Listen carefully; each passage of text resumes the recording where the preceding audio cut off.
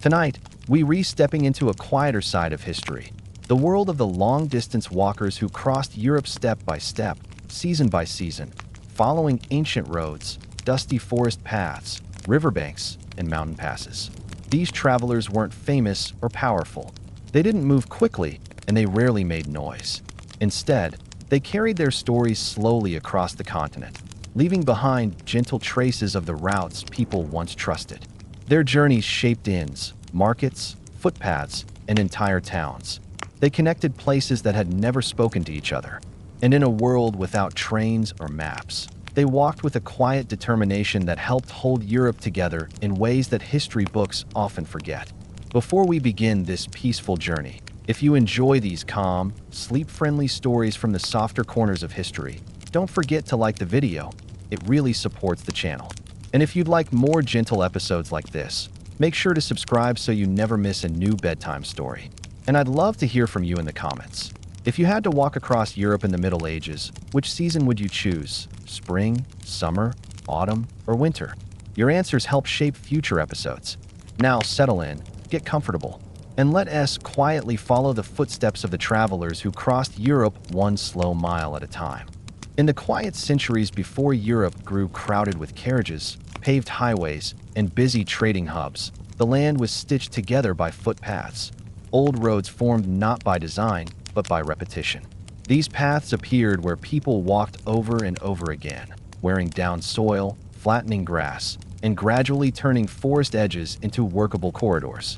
Long before maps were common tools, people found their direction simply by following these old lines etched into the countryside. And among the countless travelers who used them, a particular group stood out. Those who journeyed not for business, not for trade, not for authority, but for the simple purpose of moving from one distant region to another, learning about the world step by step. These travelers walked silently across Europe, their pace slow but steady, their world defined by the sound of boots on earth and the changing color of the horizon. They were ordinary people, craftsmen between jobs, families seeking new opportunities, curious wanderers who wanted to see the shape of the land beyond their village, and individuals who simply felt drawn toward distant regions they had heard about in stories. Their journeys weren't grand, yet they influenced everything they touched, from the growth of towns to the rising importance of inns, bridge keepers, and marketplace shelters. Every long walk began with something simple: the choice to leave. Most travelers set out at dawn, when the world felt gentle and the light stretched softly across the landscape. The first steps were always the most uncertain.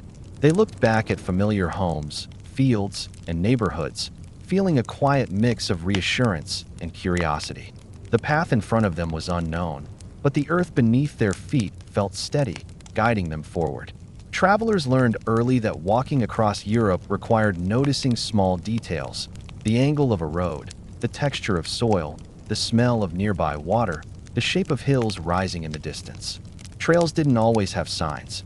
Some existed only as faint marks left by past travelers, traders, or herders moving livestock.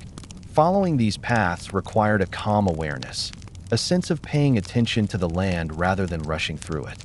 Many travelers found comfort in this attentiveness. The land offered clues if one walked slowly enough to observe them. During the first days of any journey, travelers often moved through familiar terrain, places known from childhood stories, market trips, or seasonal harvests. But as they continued, familiarity dissolved into curiosity. Hills they had never seen before rose on the horizon. Forests thickened into deeper color. Rivers widened or narrowed unexpectedly. Each new mile introduced a slightly different landscape, reminding the traveler that Europe was not one continuous place, but a quiet mosaic of regions with their own character. Along these early stretches of road, travelers encountered the first of many old markers: stone piles, wooden posts, carved branches, or simple mounds left by those who walked before them. These markers served as gentle guides. A pile of stones at a fork indicated which direction was more stable. A carved tree trunk showed the way across a meadow where the path easily faded. These guiding signs were not official. No authority placed them. They existed because travelers cared about the next traveler. This quiet chain of thoughtfulness stretched back generations. During the earliest days, walkers also passed by small hamlets and farms. These were places where people lived slowly and attentively, often noticing unfamiliar travelers from a distance. Many hamlets had guest shelters or outdoor benches near wells, simple gestures of hospitality. It wasn't unusual for travelers to stop briefly at such places, exchanging polite greetings, asking about road conditions, or filling a cup with fresh water. Conversations were calm, short, and practical. People shared what they knew about the weather, the nearest crossing, or the temperament of forest paths ahead. These interactions formed one of the earliest systems of local knowledge that helped travelers move safely through unfamiliar territory. As the journey continued, travelers began to fall into a rhythm. They learned how far they could comfortably walk in a day. They learned which hours of sunlight felt easiest and which hours encouraged rest. Some travelers preferred walking at sunrise, letting the cool air guide them gently forward before the day warmed. Others enjoyed the steady daylight, using the bright hours to take in distant landmarks. A few even preferred walking quietly during late afternoon, when shadows lengthened and the land softened into warm tones. No matter the schedule, travelers developed routines that gave structure to each day. One of the earliest challenges was crossing forests. Medieval forests could be dense, layered with undergrowth and tall trees that filtered sunlight into soft patterns. Some forests felt peaceful, with open spaces between trees and quiet birdsong. Others felt thick and labyrinth-like, requiring patience and careful observation. Travelers learned to read subtle clues, how paths narrowed, how branches bent, where soil darkened from recent water, or how tree roots hinted at slope changes. They trusted the land to guide them, and the land rewarded their attentiveness. Eventually, travelers emerged from forests and came upon their first roadside inns. These inns weren't large establishments like modern ones. They were simple, often run by families who lived near major routes. Many inns were just single-room structures with long wooden tables, straw beds, and a small yard for animals. The warmth of these places came not from luxury, but from routine hospitality. Travelers walked through the door, knowing that others before them had rested here too, making the building a small anchor in the broader landscape of their walk. Inside roadside inns, travelers shared stories of the road. These weren't dramatic tales or thrilling adventures. They were slow exchanges about the condition of bridges, the quality of footpaths, the weather in distant regions, and the kindness of hamlets along the way. Hearing these stories gave travelers a sense of connection to those who walked before them, as if each journey was part of a larger, ongoing conversation between strangers who understood the world through similar experiences. After resting at such inns, travelers rose early again, stepping into the fresh morning air with renewed energy. Each new day brought different terrain.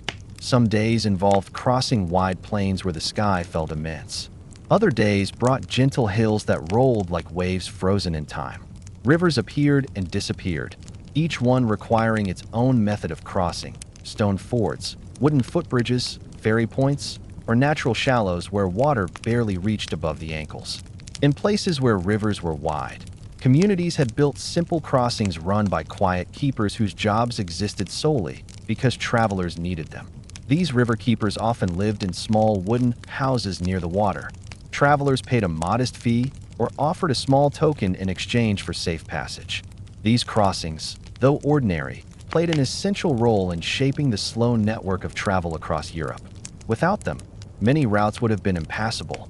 As travelers moved farther from home, they encountered towns with distinctive architecture shaped by local materials. In one region, houses were built of thick timber. In another, stone dominated. Roofs varied, steep in rainy regions, flatter in dry ones. Observing these changes taught travelers to recognize where they were even without maps.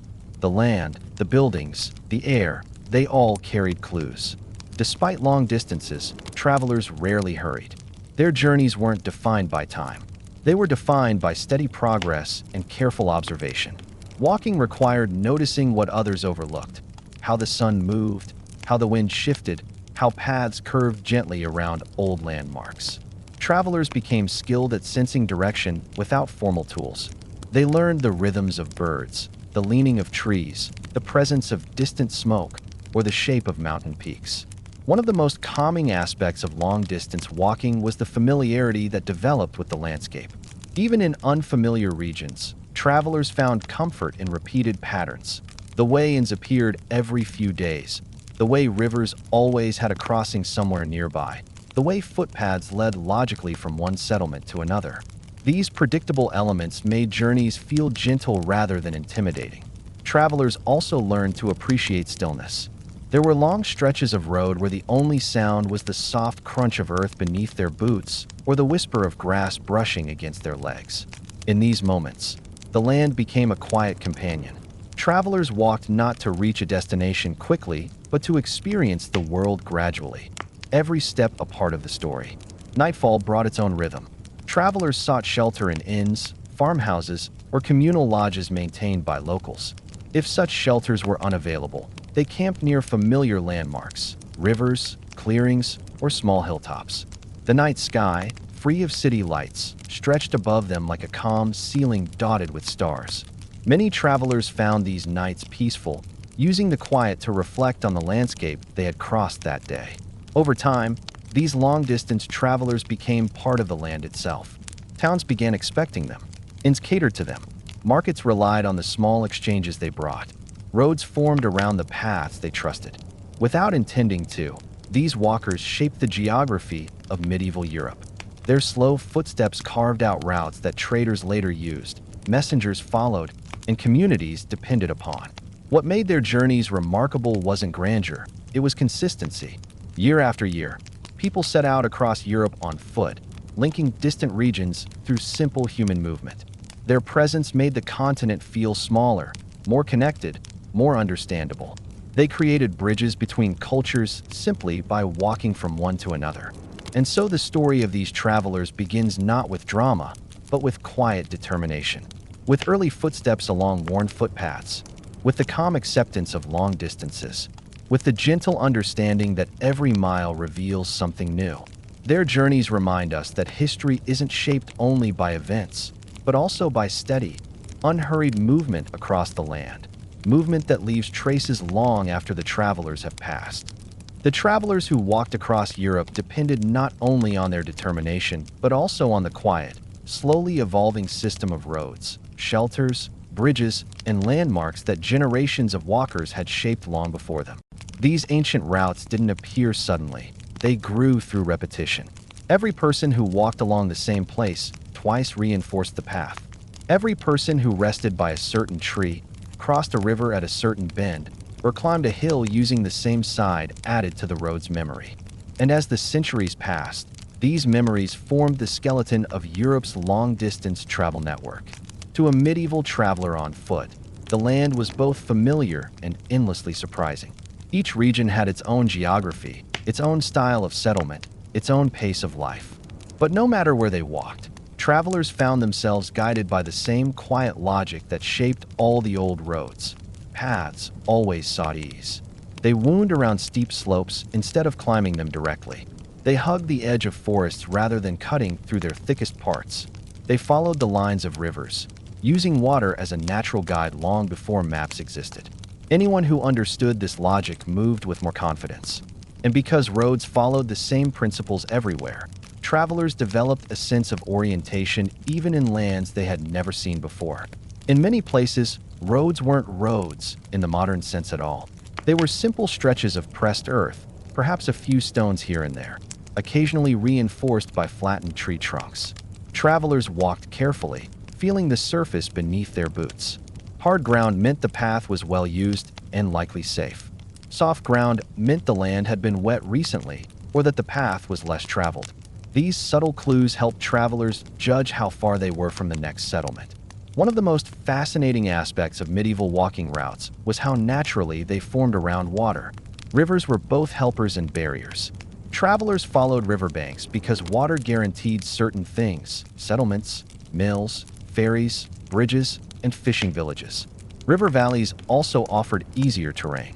Many early walkers discovered that the easiest way to move across large territories was simply to follow the rivers downstream or upstream until a major crossing appeared.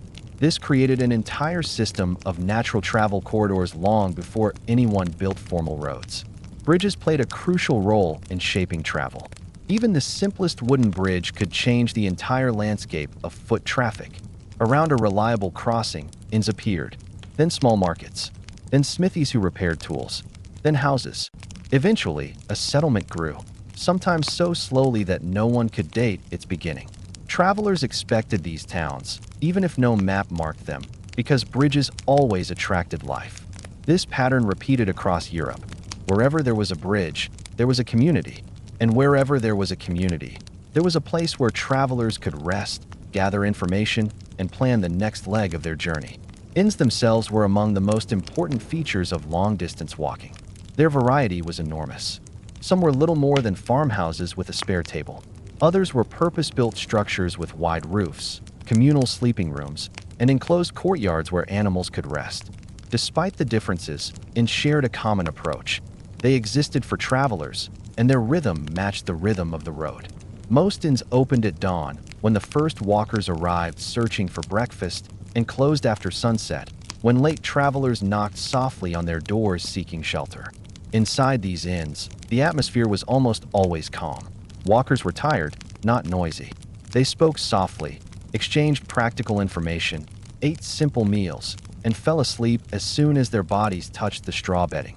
The innkeepers were accustomed to this gentle flow. They greeted travelers with understanding rather than enthusiasm, knowing the road had already taken much of their energy. The sound of quiet footsteps on wooden floors, the creak of benches, the soft murmurs of conversations about weather or distances. These small sounds formed the soundtrack of medieval travel life. Some inns were legendary among travelers. Their reputations spread slowly but reliably from one road to another. A traveler might hear in one village that an inn 2 weeks ahead had good soup, soft straw, and a friendly host who knew the roads well. Such information acted like treasure. Knowing that hospitality awaited them somewhere in the distance strengthened many walkers during long, tiring stretches. These inns became anchors for people who measured their journeys in days rather than miles. Markets, too, played a major role in shaping paths. Many roads connected yearly or weekly markets where farmers, artisans, and merchants sold their goods. Travelers naturally passed through these towns because markets meant activity, safety, and access to food. On market days, the streets filled with soft chatter, people discussing prices, harvests, weather, and news from distant places. Travelers moved through these crowds quietly, listening rather than participating, absorbing the subtle information that would help them navigate the next region. Because long-distance travelers brought stories from faraway places, locals treated them with a gentle curiosity. People asked small, practical questions. How is the road beyond the forest? Is the river crossing still intact? Did the inn on the grass plain stay open this season? In return, locals shared what they knew: the condition of the next bridge, the best place to refill water, where a footpath narrowed unexpectedly, or whether a hillside trail might be washed out from recent rains. This exchange formed a delicate partnership between travelers and settled communities. Travelers also depended heavily on natural landmarks. Large hills that rose without trees acted as reference points visible from long distances. Lone oak trees, standing in open fields, gave direction. Stones carved by earlier travelers marked distances or signaled turns in a path. These landmarks created a mental map for walkers. After hours of movement, when roads blurred together, a single tree or carved stone could bring reassurance. The path was correct, the destination was near, and others had passed the same way. Forests, so complex, quiet, and dense, held their own rules. The road through a forest often felt narrower and more intimate. Light filtered through layers of leaves, creating shifting patterns on the ground. Travelers moved more slowly, attuned to the sounds of birds, the rustle of leaves, the soft tension of paths carved between roots. Some forests stretched for miles, creating long corridors of green that felt timeless. Travelers often described these stretches as soothing but humbling, reminders that nature decided the shape of the journey, not the traveler. As walkers progressed deeper into Europe, they encountered the long plains that defined central regions. These plains could feel endless. The horizon stretched unbroken, creating a sense of both freedom and monotony. Travelers adapted by finding rhythm in their steps. They counted distant farms, followed faint trails left by wagons, or tracked the position of the sun. The The wind often moved steadily across these plains, pushing tall grasses into waves. For many travelers, these plains created some of the calmest moments of the journey. With no obstacles, no sudden climbs, no tight paths, just space and time, it became easier to reflect on the quiet progress of the day. Mountain passes, by contrast, demanded caution. These routes were narrower, steeper, and slower. Travelers walked along edges carved by centuries of foot traffic, where every step required attention. But mountain passes also provided some of the most memorable sights: cliffs with weaving paths, distant valleys, and higher peaks beyond. Reaching a pass gave travelers a sense of movement between worlds, the feeling of crossing from one region's climate, architecture, and culture into another's. Many travelers paused at mountain summits, not to celebrate, but to take in the wide silence that seemed to stretch across entire landscapes. Another crucial element that shaped the experience of walking across Europe was the road network that developed naturally around monasteries, castles, and trading hubs, not for religious reasons, but because large complexes required connectivity. Castles needed supply routes. Farms needed ways to transport grain.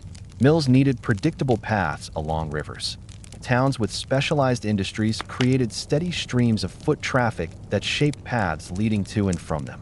Travelers naturally gravitated toward these well-used roads because they offered safety and support. Some long-distance travelers moved alone. Others formed temporary walking groups. These groups weren't organized. They formed simply because travelers encountered one another on the road. A few days of shared walking helped them learn one another's pace. They exchanged stories, shared portions of food, and walked silently for long stretches. Then, when their paths diverged, they parted quietly, each continuing the journey at their own rhythm. These temporary partnerships humanized the long stretches of road, creating moments of companionship that softened the solitude of travel. But much of the time, travelers relied on their own senses. They listened to the wind to gauge weather. They studied clouds for signs of incoming rain. They tracked animal trails that often paralleled human paths. They noted how villages were positioned near water, how inns aligned with crossroads, how roads angled toward the sun at certain hours. Over time, experienced travelers developed an instinctive knowledge of how Europe's landscape guided human movement. Their confidence didn't come from maps, it came from attention. Walking long distances also changed how people perceived time. In medieval life, time wasn't measured in minutes or seconds. It was measured by tasks, seasons, and light. Travelers learned to judge time by how long it took to reach a hill, finish a loaf of bread, or walk until shadows grew long. Sunlight became a clock. The body became another. Fatigue signaled evening. Hunger signaled midday. The cooling air signaled night. This gentle rhythm created a type of time unique to travelers, slow, elastic, shaped by the road rather than the other way around. Some travelers reached towns transformed by walking routes. These towns had large inns, busy markets, and rest houses built to accommodate travelers. Signposts became more elaborate. Roads widened. Services grew. In these places, walking shaped culture. Local children grew curious about distant lands. Merchants listened for news from faraway regions. Craftsmen learned new techniques carried by traveling workers. Even architecture adapted. Taller buildings provided more sleeping space. Larger kitchens fed more guests. Squares widened to hold more travelers on market days. Thus, the road shaped the town, just as the town shaped the road. And through all of this, through forests, plains, mountains, towns, hamlets, rivers, and long stretches of quiet land, the travelers moved with steady determination. They didn't rush. They didn't seek recognition.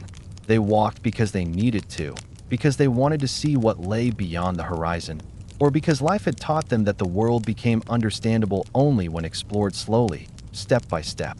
Their journeys stitched Europe together in ways few realize today. Markets flourished because travelers connected distant producers. Inns thrived because walkers needed places to rest. Footpaths solidified into trade routes. Bridges became essential infrastructure. Towns along major roads grew into cities. And even though these travelers never intended to shape history, their steady footsteps did so quietly, leaving marks that remain, sometimes literally, to this day. Their story isn't dramatic. It is calm, slow, detailed, and profoundly human. And it begins with the simple act of walking across fields, across regions, across an entire continent that took shape through footsteps repeated over centuries. For the long-distance walkers who crossed Europe one quiet mile at a time, the journey was shaped not only by the roads beneath their feet, but also by the places built to shelter them. These places, inns, way stations, communal lodges, farms with spare rooms, and simple benches placed near wells, formed the soft architecture of the road. They were the points where a traveler's day narrowed into rest, reflection, and preparation for the next sunrise. And although these places varied in size, style, and comfort, each one played an important role in the slow rhythm of medieval travel. Inns were perhaps the most recognizable. They appeared along well-used routes, sometimes spaced a few days apart, sometimes clustered near busy crossings. Many inns rose slowly over generations. What began as a farmhouse offering a corner of the floor for weary walkers gradually grew into a structured building with wooden beams, wide roofs, and a stable yard. Yet even the largest inns remained simple places. Their walls were not decorated. Their floors were made of rough planks or packed earth, and their atmosphere was shaped by the steady presence of travelers who spoke softly and carried the dust of long journeys on their clothes. Travelers rarely approached an inn with excitement. Instead, they approached with quiet gratitude. After hours of walking, through forests, across plains, along riverbanks, they welcomed the sight of even the smallest doorway offering rest. Many inns had no sign hanging outside. They didn't need one. Their shape alone told travelers what they were. A building set close to the road with a bench near the entrance, a trough for animals, or smoke rising gently from a kitchen fire. All of this signaled that the walker had reached a place designed for people like them. Inside, inns followed a predictable pattern. The main room held long tables made from heavy planks, polished not by intention, but by the passage of countless hands, cups, and elbows. Travelers sat in silence or exchanged brief greetings as they ate whatever simple meal the innkeeper prepared that day, often bread, stew, or porridge, accompanied by water drawn from a nearby well. The warmth of the food mattered less than the warmth of the routine. These meals reminded travelers that even as they moved across unfamiliar lands, some parts of life stayed steady. The sleeping arrangements were equally simple. Most inns had shared rooms, sometimes large, sometimes narrow. Beds were made of straw or wool, occasionally covered with cloth, but always prepared with quiet practicality. There was no expectation of privacy in these spaces. Travelers slept side by side, their faint breathing blending with the night sounds of the countryside. The gentle murmur of wind against shutters, the soft movement of animals in nearby yards, and the distant trickle of water created an atmosphere that calmed even the most restless traveler. The innkeepers themselves played an essential role in shaping the calmness of travel. They were often older individuals who knew the road intimately, not because they walked it, but because they listened. Every traveler who passed through their doors brought information: which roads were muddy, which crossings were closed, where the next reliable shelter stood, or how far the nearest market town lay. Innkeepers collected this information quietly, mentally organizing it so they could pass it on to the next traveler. They became custodians of the road's memory, guiding strangers with gentle words spoken over steaming bowls or soft lamplight. For many travelers, these conversations were invaluable. The road ahead was long, and having even the smallest piece of reliable advice felt like a gift. An innkeeper might mention a small woodland clearing perfect for camping, a friendly farmhouse willing to host travelers, or a path that dipped unexpectedly near a marsh. These details, spoken with the care of someone who understood the needs of walkers, shaped decisions that travelers made for days afterward. But not all shelter came from inns. Much of medieval Europe was dotted with smaller, less formal places where travelers could rest. Some were communal lodges built by local townspeople as a gesture of hospitality. These structures were simple, open halls with benches and a roof to keep out the rain, but they offered a safe place to sleep. Travelers entered quietly, arranged their belongings in neat bundles, and lay down without ceremony. These lodges created a sense of community without requiring conversation. Many farms along major roads also hosted travelers in exchange for help with small tasks. A traveler might spend part of the afternoon repairing a fence, gathering firewood, or helping with food preparation in return for a meal and a place to sleep. These exchanges were peaceful and practical. They reminded travelers that the road, though long, was supported by countless acts of small kindness scattered across the land. In some regions, travelers found shelter in structures built specifically for their comfort, stone way stations placed at intervals along more established routes. These stations often stood at high points where roads converged or near strategic water sources. They provided a place to refill water, rest in the shade, or wait out sudden weather changes. Their walls were thick, their roofs sturdy, and their purpose clear: to support those who moved across the land on foot. The geography of Europe shaped the distribution of these shelters. In mountainous regions, way stations clung to slopes, offering refuge from winds that swept through narrow passes. In plain regions, inns appeared closer to one another, since the flat terrain encouraged long stretches of uninterrupted walking. River valleys supported a mix of inns and ferry shelters, forming a natural rhythm of rest along water routes. Each region developed its own style of hospitality, shaped by climate and local tradition.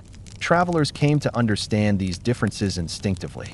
They learned, for example, that markets in valley towns opened earlier than those in high-altitude settlements, giving them the chance to begin their day before the heat rose. They learned that mountain inns prepared heavier meals to sustain walkers on steep routes, while coastal inns served lighter dishes suited to humid air. They learned that plains inns tended to have larger sleeping rooms, whereas forest inns were often cozy and dimly lit. These subtle regional variations gave journeys texture. The land was not just something to walk across. It became a presence that shaped how travelers ate, slept, and planned their days. Some inns became known for particular comforts. A certain inn might be famous for its warm hearth, another for its soft straw, another for its attentive host who knew every path in the district. These reputations spread slowly, carried by word of mouth. A traveler might hear about such an inn weeks before reaching it. The promise of warmth or comfort sustained them over long distances, turning ordinary inns into small milestones that broke the journey into manageable segments. Because long-distance travelers did not have strict schedules, they approached inns with patience. If an inn was full, they accepted it without frustration and continued along the road until another shelter appeared. If food was scarce, they adapted. If the night was cold, they wrapped themselves in their cloaks and trusted that dawn would bring warmth. This quiet acceptance defined their outlook. Their journey was not about comfort, it was about continuity. And from continuity came resilience. Travelers also developed rituals that guided how they interacted with inns. Upon arriving, they first cleaned their boots at the door, brushing off dust or mud to show respect for the shared space. Inside, they placed their belongings in neat bundles, allowing others to move freely. At meals, they sat with calm patience, eating slowly and listening quietly to conversations around them. Before sleeping, they checked their clothing for wear, adjusting it so the next day's walking would be easier. These small rituals created a sense of order in the shared environment, making inns feel like peaceful extensions of the road rather than chaotic interruptions. Interestingly, the presence of travelers helped shape the workers who maintained these inns. Innkeepers became skilled listeners, learning to absorb stories without judgment. Cooks became adept at preparing meals in large batches, feeding groups of strangers who arrived without warning. Stable hands learned to read the tired expressions of travelers and guide them gently to rest. Together, these workers formed the silent support system that enabled long-distance walking to flourish. At night, when the common room grew quiet and lanterns cast soft shadows across the walls, inns became places of reflection. Travelers lay awake for a few moments, listening to their own breath sync with that of others, feeling the weight of the miles they had crossed. Some thought about the landscapes they had left behind, the ones they would meet tomorrow, and the countless memories resting in the roads themselves. Others simply drifted into sleep, trusting the shelter to hold them through the darkness. Inns also shaped the emotional rhythm of traveling. A good inn offered not only rest but reassurance. Even if the next day's journey would be long, the warmth of the inn reminded the traveler that the land held kindness, that small structures built by strangers could offer comfort, that despite the vastness of Europe, the continent was connected through countless gestures of care. Way stations played a different but equally important role.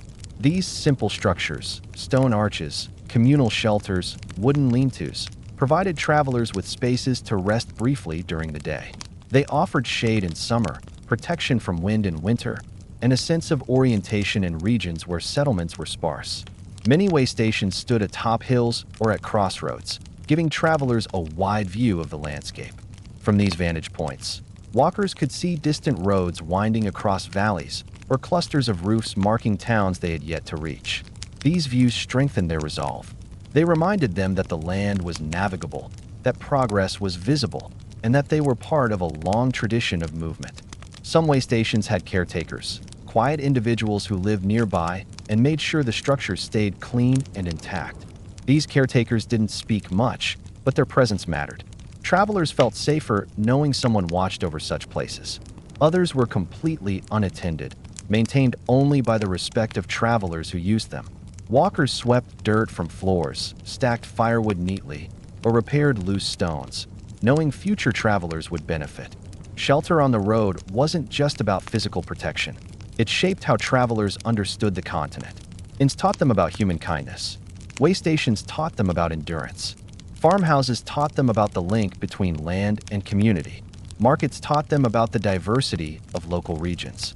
And through all these places, travelers formed a mental map, not of lines and directions, but of experiences, impressions, and the subtle character of each region.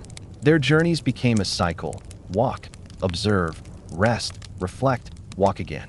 The road taught them that long distances could be crossed quietly, calmly, and with confidence. The inns taught them that hospitality shaped the world as much as landscape did. And together, these places created the gentle infrastructure that allowed people to move across Europe with steady hearts. In this way, the slow movement of travelers and the calm support of inns were inseparable. Without travelers, inns would not have existed. Without inns, travelers could not have crossed continents. Their relationship formed a peaceful partnership that shaped not only the roads but the history of movement itself. A story written not in ink, but in footsteps and the places where those footsteps paused to rest.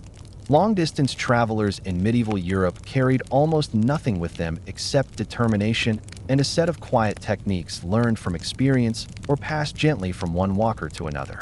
Their journeys were shaped far less by dramatic events than by the small, consistent habits that allowed them to walk mile after mile without rushing, without exhaustion, and without losing the calm rhythm that defined their way of life. These techniques were never written in books or taught in formal schools. They were learned slowly, through observation, through trial, and through the steady wisdom of the road. At the heart of every traveler's journey was pacing. Walkers understood early that crossing vast distances didn't require speed, it required steadiness. A hurried traveler might cover more ground in a day, but they would tire quickly and struggle to continue the next morning. Experienced walkers took short steps, kept their backs straight, angled their bodies forward slightly, and let their arms swing naturally. This form of walking conserved energy, allowing them to move for hours without strain. Their pace wasn't impressive to look at, but it was sustainable, so sustainable that some could walk from sunrise to sunset without losing breath. Nafas Olasham Mahimedi. Travelers discovered that breathing in rhythm with footsteps brought comfort on long stretches. Many inhaled for 4 steps and exhaled for 4 steps, letting their breath fall into sync with the gentle movement of their bodies. This simple pattern prevented fatigue and created a meditative calmness that often made the hours feel shorter.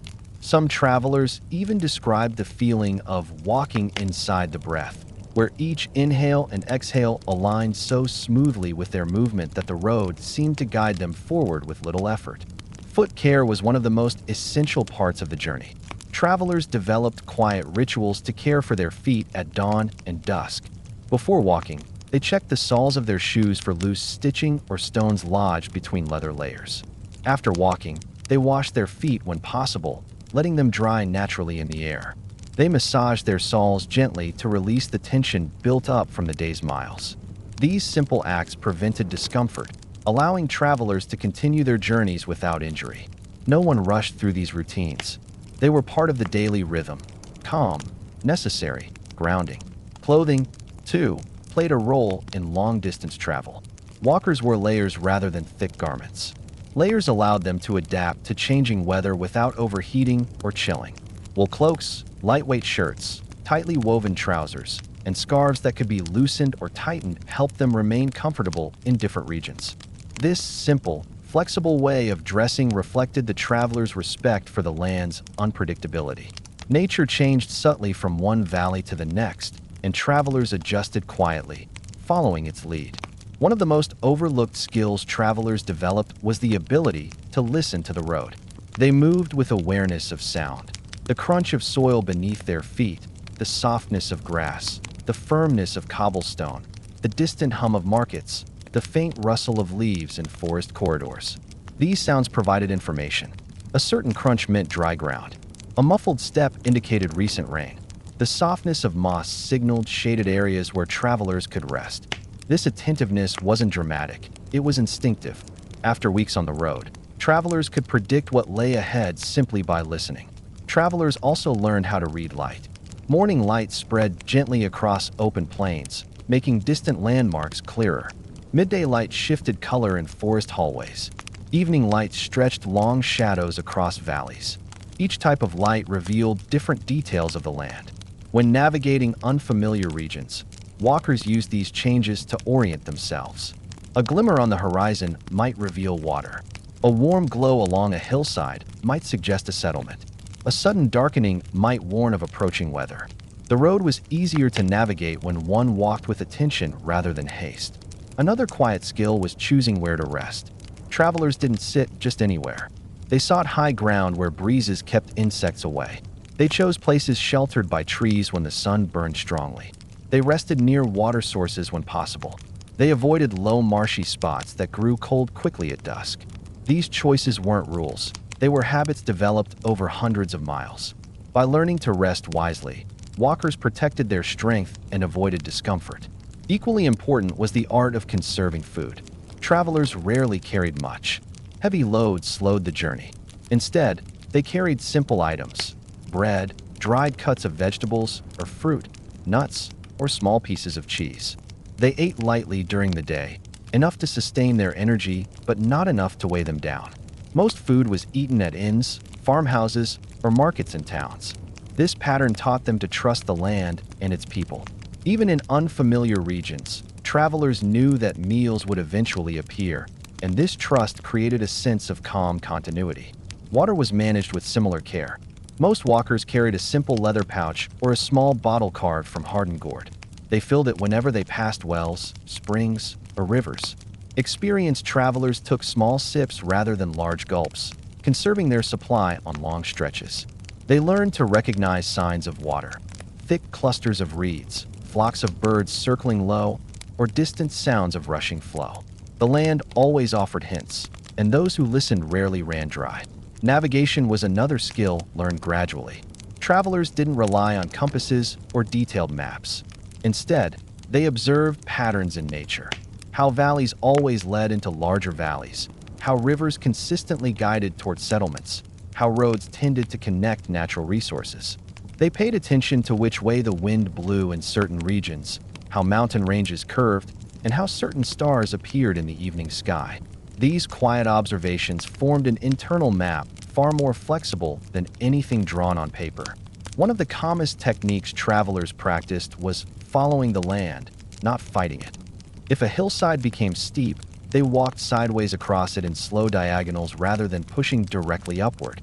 If a path became muddy, they stepped on firmer edges rather than sinking through the center.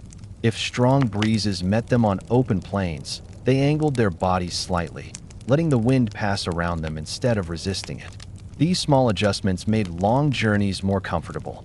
They required no instruction, only patience. Social habits developed as well. Travelers learned to share the road politely with others. When they met someone walking in the opposite direction, they exchanged small, quiet greetings. If one traveler carried news that could help another, they shared it gently, without exaggeration. These brief encounters formed a web of road knowledge that allowed everyone to travel more safely. Travelers also learned to walk together even when silent. Two strangers might fall into the same pace for hours, acknowledging one another with occasional glances or nods. They didn't need conversation. The road itself became the bond. When their paces eventually diverged, they parted with a simple gesture and continued in their own rhythm. This quiet companionship offered comfort without demanding anything in return. Walking alone required a slightly different mindset. Solitary travelers learned to entertain their thoughts without worry. They paid attention to the world, the sway of grass and breezes, the way dirt loosened underfoot, the shape of mountains rising gradually, the way cloud shadows moved across the land.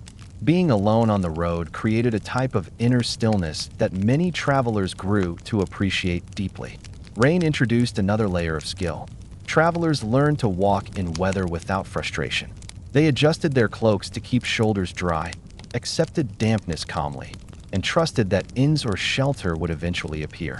Rain changed the sound of the road, turning footsteps into soft patters. It deepened colors in forests and made plains glisten. Rather than resisting the weather, travelers moved with it, letting the land shift gently around them. Warm days demanded yet another approach. Travelers slowed slightly, took longer rests, and sought shady paths along tree lines. They loosened clothing to allow airflow, drank more frequently, and walked during cooler hours when possible. Hot weather taught them to be patient, to respect the sun's intensity and adapt rather than endure. Even the simple act of thinking changed on long journeys. Travelers learned to let thoughts drift without clinging to them. The road naturally guided their minds into a slow, wandering rhythm. Ideas rose and fell like distant hills. Memories appeared gently. Plans for the next day formed quietly. This mental spaciousness made the journey feel peaceful, even during more physically demanding days. Travelers also paid attention to signs left by others. Boot prints on soft soil indicated recent passage. Flattened grass revealed well-used shortcuts. Carved branches carried symbols known to walkers, a line pointing toward a village, a notch indicating clean water, a circle representing shelter.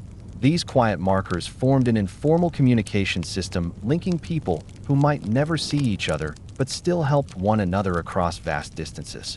Maintaining motivation on long roads required another set of habits. Travelers set small goals, reaching a certain hill before resting, arriving at a specific tree before taking water, reaching the next and before sunset. These micro-milestones helped them maintain rhythm without feeling overwhelmed by the enormous distances ahead. Each small achievement reinforced their confidence and kept them moving steadily forward. Walking also taught travelers an important emotional skill, accepting uncertainty. They didn't know exactly what each day would bring, where shelter would appear, or what the weather would do. Yet, through experience, they learned that the road always provided something: water, shelter, food, direction. This quiet trust shaped their outlook not only on travel, but on life. They became adaptable, observant, and calm in the face of the unknown. In the evenings, when the walking ended, travelers practiced routines to prepare for the next day. They dried their clothing if needed, checked their belongings, cleaned their footwear, and stretched their legs slowly to release tension. These rituals were simple but essential. They marked the transition from movement to rest, allowing the body to recover with gentleness. Even sleep became part of the travel rhythm. Whether resting in inns, lodges, or under open skies, travelers settled into sleep quickly. The day's walking tired the body naturally, but the calm rhythm of travel also cleared the mind. Many described the sensation of drifting off as falling into the road's embrace, as if the steady momentum of walking carried them gently into rest. Over months or years, these travelers became shaped by the road. Their posture shifted to one of ease. Their steps grew quieter. Their senses sharpened. Their hearts beat in unison with the land's slow pulse. They learned that crossing a continent didn't require strength or bravery, only patience, awareness, and respect for the gentle wisdom of the road. Through their habits, routines, and silent skills, these travelers formed an unbroken chain stretching across centuries. Each walker left invisible footprints of knowledge for the next. And through this quiet exchange, Europe became walkable, not by accident, but by the shared experience of countless people who mastered the art of moving slowly, attentively, and with peaceful determination. For the travelers who crossed Europe step by step, the land was not just a backdrop, it was a companion. Every hill, valley, forest, and river held a different mood, a different rhythm, a different way of shaping the traveler's day. Over long distances, walkers developed a relationship with the land that was neither mystical nor dramatic. It was simply attentive. They learned to understand its signals, predict its changes, and move with it rather than against it. This gentle dialogue between the traveler and the terrain formed one of the most defining aspects of the long journeys across medieval Europe. From the very beginning of their travel, walkers realized that every type of landscape created its own pattern. Plains encouraged long, steady movements. Forests broke the world into smaller, more intimate spaces. Rivers acted like guides, pulling travelers along their edges. Hills slowed the pace but rewarded it with perspective. And mountains, though demanding, offered reminders of the continent's vastness. Travelers didn't categorize these places in intellectual terms. They felt them through their breath, through the weight of their steps, through the way light changed as they entered new regions. Plains were often the first large landscapes travelers encountered. On these wide stretches, the horizon remained visible for hours, letting walkers see distant villages or lone farmhouses far ahead. The plains carried steady winds that brushed through tall grasses, making the land ripple softly like fabric. These breezes helped travelers keep cool during warm days and gave subtle clues about approaching weather. A sudden stillness meant rain could be near. A shift in wind direction might signal changing terrain ahead. Walking across plains created a calm that some travelers described as being carried forward by space. Without obstacles, movement became smooth and uninterrupted. Steps fell into natural rhythm. Breathing found its own pace. The sky above felt large and open, reminding travelers that the continent was broader than any one person's journey. Plains taught patience, not because they were difficult, but because their vastness encouraged the traveler to accept the slow unfolding of distance. Forests, by contrast, offered intimacy. Entering a forest felt like stepping into a softer, more fragrant world. Light filtered through leaves in shifting patterns. Footsteps became quieter, cushioned by moss or fallen needles. Travelers often slowed down in forests, not because it was harder to walk, but because the environment naturally encouraged gentleness. Birds called in short, calm melodies. Tree trunks stood like silent columns guiding the traveler forward. Forests felt protective, offering shade from sun and shelter from wind. Yet forests also required attentiveness. Paths could narrow unexpectedly. Fallen branches might block the way. Small streams twisted between roots, requiring careful crossings. Travelers learned to read forests by the types of trees, the density of undergrowth, and the softness of the ground. A forest with tall, widely spaced trees signaled easier movement. A forest with thick shrubs meant the path might bend or split. These subtle perceptions allowed travelers to navigate without maps or markers, relying solely on their senses. Rivers formed another essential part of the landscape. Travelers often followed riverbanks for days because water guaranteed life. Settlements hugged rivers. Inns were built near predictable crossings. Markets formed where boats landed. Rivers also had a calming effect on travelers. The sound of flowing water formed a steady soundtrack that soothed the mind and set a pace for movement. Walkers learned to identify river moods: the swift, energetic currents of mountain streams, the slow, reflective drift of wide lowland rivers, the rhythmic splash of water against stones that signaled shallow fords. Crossing rivers required care, but rarely urgency. Bridges were spaced along major routes, and where bridges didn't exist, travelers used natural shallows or ferries run by quiet locals who understood the water better than anyone. Travelers trusted these crossings because generations before them had relied on the same routes. Walking along rivers also meant encountering wildlife. Birds feeding near the shore, insects humming near reeds, fish flickering beneath the surface. These small signs made the river seem alive and reassuring. Hills introduced a different kind of movement. They asked travelers to change their breathing, shorten their steps, and conserve energy. But hills also rewarded effort with clarity. From the top of even a modest rise, travelers could see the shapes of the land ahead. Distant roads winding toward valleys, farms clustered around resources, forests spreading like dark blankets across the landscape. These views acted like maps made of light and shadow. Travelers paused at the crest of hills not just to rest, but to understand where they were headed. Walking downhill required its own technique. Travelers leaned slightly backward, softened their knees, and took shorter steps to avoid straying. They learned to let gravity assist without controlling the pace too rigidly. Downhill stretches provided relief, but also demanded focus. Stones rolled underfoot more easily, and footing could become uncertain. Experienced travelers recognized these changes instinctively, adjusting their bodies without thought. The land changed even more dramatically when travelers reached foothills leading to mountain zones. Mountain air felt different, cooler, drier, carrying the scent of rock and distant plant life. Paths grew narrower and sometimes steeper. The shift from foothills to true mountain passes often happened quietly. The ground became rockier, grass thinned, and wind grew more consistent. Travelers embraced these transitions with patience. They slowed their pace, allowed their bodies to adapt, and appreciated the crisp clarity of mountain environments. Mountains taught travelers another essential skill: awareness of weather. Clouds gathered more quickly in high regions. Shadows shifted more dramatically. The temperature changed between sunlight and shade in a matter of minutes. But rather than treating these shifts with concern, travelers accepted them as part of the land's rhythm.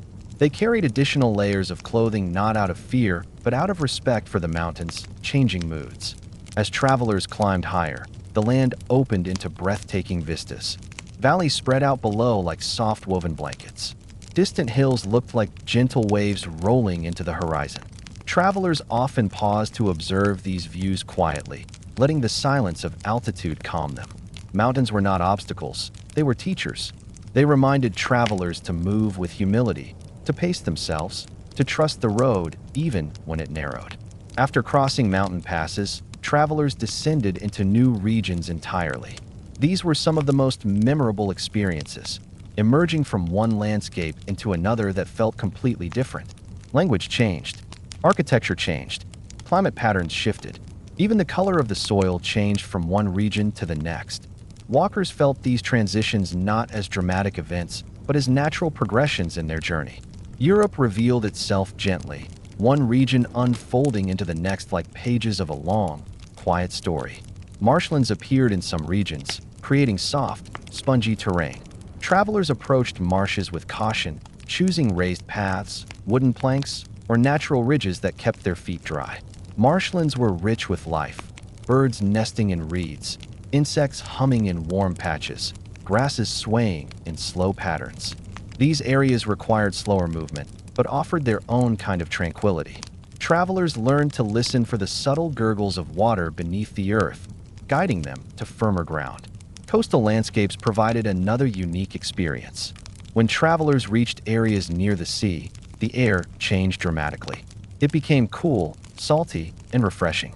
Footpaths ran parallel to cliffs or crossed sandy stretches where waves brushed the shore. Walking along coastal routes offered long, soothing views of open water, something many inland travelers rarely saw. Sea breezes cooled tired bodies, and the rhythmic sound of waves created a natural lull that made hours pass quietly. Farms and cultivated lands shaped the journey as well. Fields of grain waved softly in the wind, orchards cast wide patches of shade, and vineyards stretched across gentle slopes. Travelers often walked along the edges of these cultivated areas where small service paths ran between villages. These routes were some of the most predictable, offering frequent opportunities for rest and communication with locals. The well-kept nature of agricultural regions brought a sense of order and stability to the journey. But the most defining relationship travelers had with the land came from repetition. After weeks or months on the road, landscapes no longer felt foreign. Plains, forests, hills, and rivers each held familiar signs that travelers could read naturally. They noticed soil types, plant species, the sound of distant livestock, the patterns of clouds that formed above certain regions. These signs allowed travelers to predict what lay ahead long before they saw it. This deepening familiarity created a sense of partnership between walker and land. Travelers didn't control the land. They didn't challenge it. They moved with it, listening, observing, adjusting, accepting. The land responded by offering guidance. Clear skies signaling safe travel, open plains giving long visibility, forest cover providing shelter, rivers providing direction, hills offering view, mountains offering perspective. Seasons introduced another layer of conversation. Spring brought softer ground and new vegetation that made forest paths fragrant. Summer brought long daylight hours that allowed extended walking. Autumn cast warm colors across the land, making even challenging routes feel inviting. Winter introduced colder air and shorter days, encouraging earlier stops and slower movement. Travelers adapted not just daily but seasonally, adjusting their clothing, pace, and expectations. Seasons didn't hinder them, they simply reshaped the journey. Through all these landscapes, plains, forests, rivers, hills, mountains, marshlands, coasts, farmlands, the traveler's experience became a continuous flow of observation and adaptation. The land guided each footstep, and each footstep revealed something new about the land. Over time, the continents shrank not in size, but in mystery.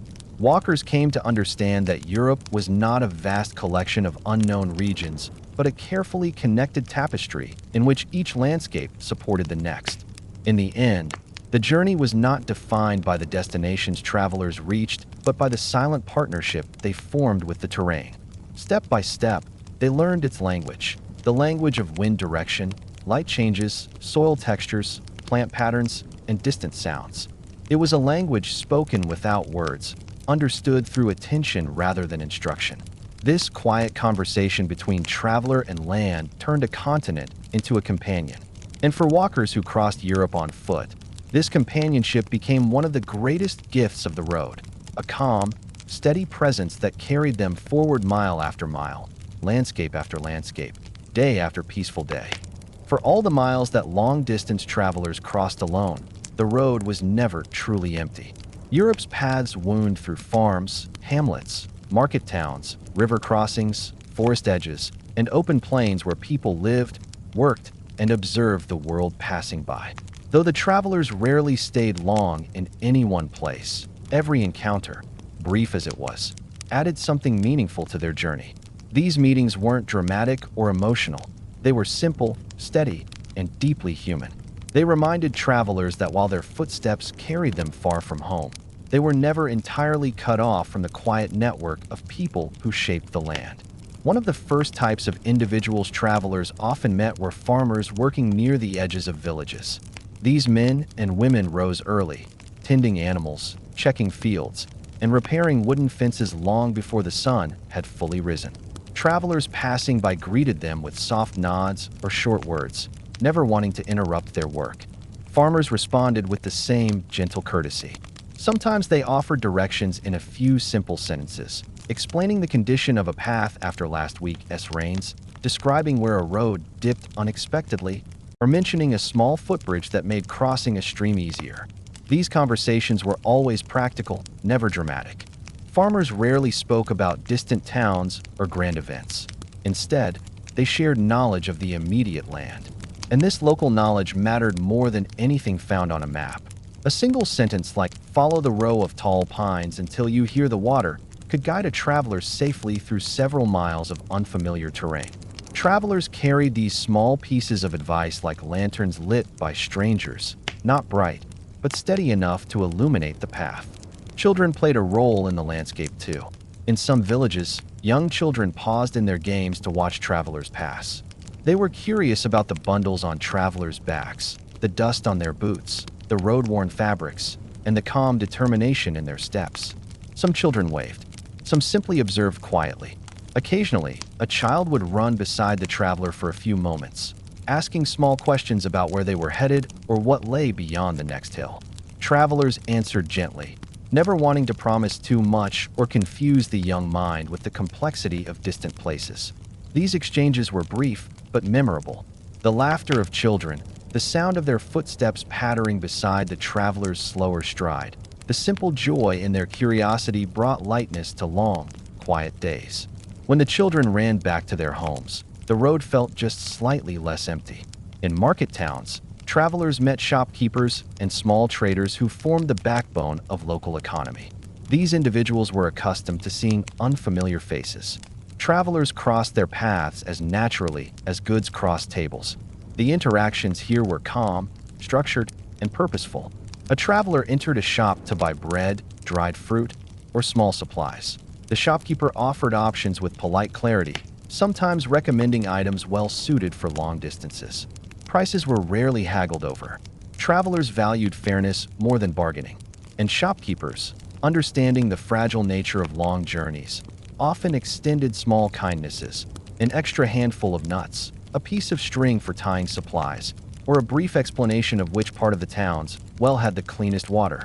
These gestures didn't cost the shopkeeper much, but they meant a great deal to travelers who lived moment to moment, step to step. Market squares offered other encounters too. Artisans sat behind stalls displaying pottery, woven cloth, wooden tools, baskets, sandals, and cloaks. Travelers, though unable to carry much, often paused to admire craftsmanship.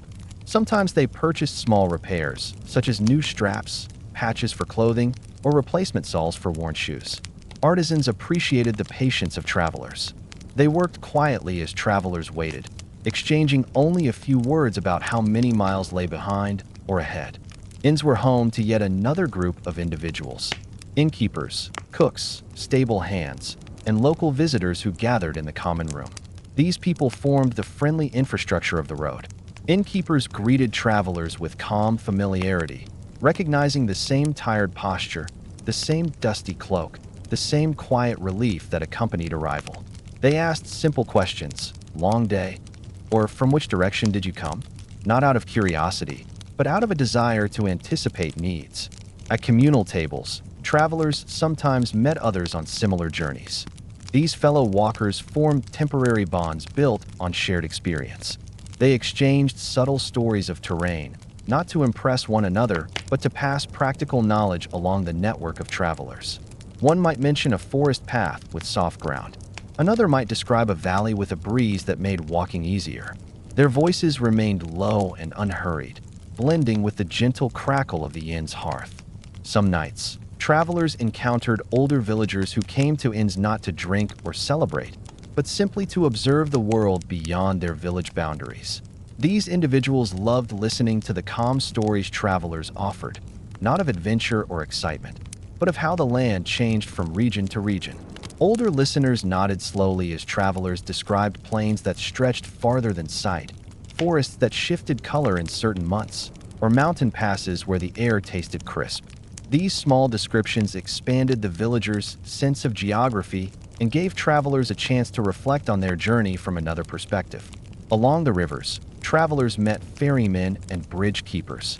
These individuals lived beside the water, observing its patterns, repairing structures after storms, and helping strangers cross safely. Their knowledge of water routes was unparalleled.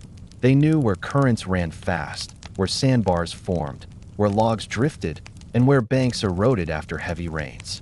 When a traveler approached a river crossing, the ferryman often greeted them with a nod or a short phrase acknowledging the long road behind them. Crossings were calm events. Travelers stepped onto the ferry or bridge slowly, trusting the expertise of those who tended them. Ferrymen rarely asked many questions, though they might offer advice about the next stretch, how the path climbed after the crossing, or where the next settlement lay. Their voices carried a soft authority shaped by years of observing the river's moods. In forest regions, travelers met woodcutters who maintained clearings and pathways. These workers listened to travelers with respect, recognizing their endurance. Woodcutters offered subtle guidance about where the forest grew thick, where the path forked unexpectedly, or where a small stream offered drinkable water. Their hands were rough from labor, their voices deep from the quiet echo of trees, but their demeanor was gentle. They understood the forest as intimately as ferrymen understood rivers. Travelers in mountainous areas encountered shepherds who tended flocks across steep meadows. These shepherds had a unique relationship with the land. They understood the weather more precisely than anyone, often predicting changes hours before they occurred. When travelers approached, shepherds offered quiet greetings and pointed out the safest routes. They explained where trails narrowed, where loose stones gathered, where winds grew strongest, and where travelers could rest on firm ground. Their knowledge kept many travelers safe, even though the shepherds themselves rarely left the mountains. In some regions, travelers met craft workers stationed along major roads, wheelwrights who repaired carts, rope makers who supplied farmers, and metal workers who fixed tools. These specialists rarely traveled far themselves, but they understood the needs of travelers intimately. They often offered minor repairs, sharpened tools, or replaced worn leather straps. Their workshops, filled with the sounds of tapping metal or slicing wood, provided brief but meaningful pauses in a traveler's day. One of the most unexpected groups travelers encountered were road menders. These individuals patched damaged paths, placed large stones in muddy spots, trimmed overgrown vegetation, and cleared fallen branches. They worked quietly, often alone or in small teams. Their task was not glamorous, but it ensured that the continent remained walkable. When travelers met them, they exchanged respectful nods. Road menders appreciated the acknowledgement. Travelers appreciated the effort. These mutual gestures formed one of the simplest but strongest forms of gratitude the road had to offer. Even animals played a subtle role. Dogs near farms barked lightly at the sight of unfamiliar travelers, but rarely approached. Horses carried goods along larger routes and passed travelers with rhythmic hoofbeats that broke the quiet monotony of the day. Flocks of birds gathering above fields signaled the nearness of water or food. Herd animals grazing near roads suggested safe, open terrain. Though not conversations, these animal encounters shaped the traveler's understanding of the landscape. Occasionally, travelers met small groups of seasonal workers moving from one region to another, harvesters seeking new fields, builders following construction projects, or artisans traveling for work. These workers recognized the long-distance traveler's posture instantly. They offered simple greetings and often shared a few steps of the road. Their conversations were practical: which towns had open work, which routes remained busy, where roadside food might be found cheaply. These exchanges expanded the traveler's sense of economic rhythms across Europe. Local officials existed too, though their presence was soft. Instead of uniforms or authority symbols, they carried knowledge of their region. They might ask travelers if they needed guidance, if they had heard news from neighboring areas, or if certain roads had changed conditions. These officials were not enforcers. They were caretakers of routes, responsible for keeping their corners of Europe navigable. Despite all these interactions, travelers rarely stayed long with any one group. They moved gently from encounter to encounter, leaving behind only footprints and brief memories. The people they met were part of the world's background, not central figures, but supportive ones whose presence gave structure to the journey. And each meeting, whether with a farmer, a child, a shopkeeper, an innkeeper, a ferryman, a woodcutter, a shepherd, or a road mender, formed a small connection. These connections made Europe feel not like a vast, unknown land, but like a continuous tapestry woven from countless quiet lives. Travelers came to understand that the continent was held together not by major events, but by these everyday interactions that repeated generation after generation. Through these encounters, travelers learned something essential: the road was never theirs alone. It belonged to everyone: those who walked, those who stayed, those who built, those who farmed, those who mended, and those who simply watched the world move past their door. This understanding gave travelers a deep sense of belonging, even in places where they remained strangers. And so, as they walked mile after mile, the journey grew richer not only because of the landscapes they crossed, but because of the people who shaped those landscapes. Every greeting, every shared direction, every quiet conversation, every act of small kindness strengthened the invisible network that guided travelers across an entire continent. Thank you for spending this quiet journey with me, walking step by step beside the slow-moving travelers who once crossed Europe not with urgency, but with steady patience.